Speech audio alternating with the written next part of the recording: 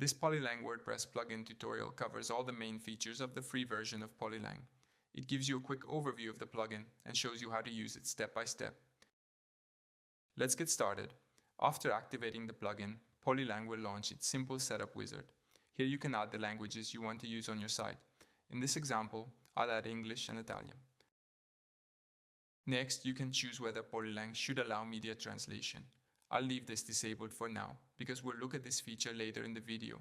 Finally, I assign English as the language for the existing site content.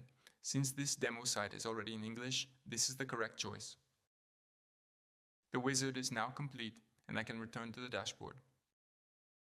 Creating translations for your posts and pages with Polylang is very easy. Here's how it works. From your WordPress dashboard, go to Posts or Pages, depending on what you want to translate. Open the post or page you're working on. On the block editor sidebar, you'll find a section named Languages. To create a translated post, click the plus icon next to the appropriate language flag. Polylang will create a new draft for that translation. Here you can now add the translated content. Once you're done, click Publish to make it live.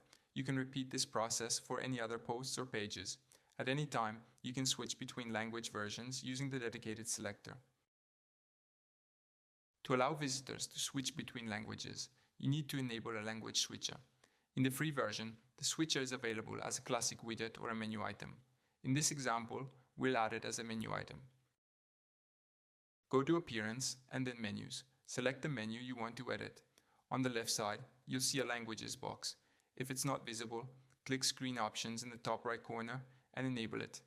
Enable the Languages checkbox and click Add to Menu. The language switcher is now added. Visit the front end of your site to see it in action. Note that it might be necessary to flush the permalinks to actually see the translated versions of the pages if the Polylang plugin has just been installed. Polylang also allows you to translate categories, tags, and more generally any taxonomy. To do this, go to the post categories, then click the plus button next to the category you want to translate. Clicking the plus button opens a new form where you can add the translated version of that category. After saving, check the front end of your site. You should now see the localized category displayed correctly in menus or archives, confirming that the translation was successful. To translate the blog name, date, and time, go to the Translations menu. The blog name is the site title used in the Browser tab, and often in the site header, depending on your theme. You can also customize the date and time formats used by your theme, especially in blog posts. In this example, I'll change the date format for Italian, while leaving the time format unchanged. Now let's look at some additional features available in the free version of Polylang. The URL modification option lets you control how translated URLs are structured. In this example, I'll leave the default setting, where the language code is added as a directory in the URL. The browser language detection feature allows Polylang to detect the visitor's browser language and redirect them to the appropriate language version of your site. To test this option, open a new tab and visit a page that has a localized version.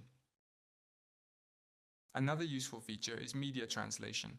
Once enabled, the media library supports multiple languages. For example, I can upload an image, add alt text in English, then click the plus icon in the Languages section to create an Italian translation. When testing this feature, you'll notice that Polylang creates a new media entry that references the same file. No duplicate file is created on the server. The synchronization feature lets you keep specific values in sync between translations. In this example, I enable synchronization for the publishing date. To demonstrate the behavior, I create a new page with a future published date. After that, I create the Italian translation. As you can see, the publishing date is automatically synchronized with the original page.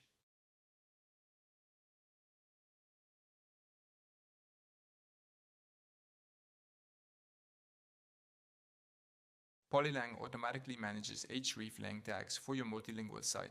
The Hreflang codes are based on the language settings you configure in the plugin. If we inspect the page source, we can see the Hreflang tags added by Polylang. However, there are scenarios where you may want to customize Hreflang tags. For example, if you're using a locale not supported by Polylang, or if you want to add an xdefault Hreflang tag. In these cases, you can disable Polylang's Hreflang output using a dedicated filter. To do this, Add this code snippet to your active theme. Now that Hreflang tags are disabled, we can use an SEO plugin that allows manual Hreflang placement, such as Hreflang Manager. Links to the Hreflang Manager plugin and related tutorials are available in the video description.